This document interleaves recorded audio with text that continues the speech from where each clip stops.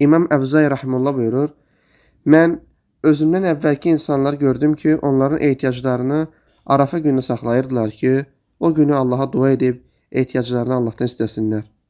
İbn Abdülbər rahimehullah buyurur: "Arafa günü edilən duaların demək olar ki, hamısı qəbuldur." Yəni bu həcdə olan da, olmayana da aiddir. Nə üçün Aşura günü orucu 1 illik günahlara, Ərəfa günü orucu isə 2 illik günahlara kəffərə olur?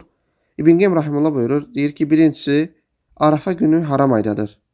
Aşura günündən fərqli olaraq özündən öncəki və sonraki ayda haram aydır.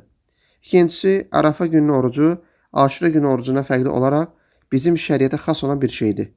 Bu da Muhammed sallallahu aleyhi ve səlləmi bərəkətinin daha çox olması ilə əlaqəlidir. Şeyx İbn Bəz rahimehullah buyurur, Arafa günü orucu müstəqil bir orucudur.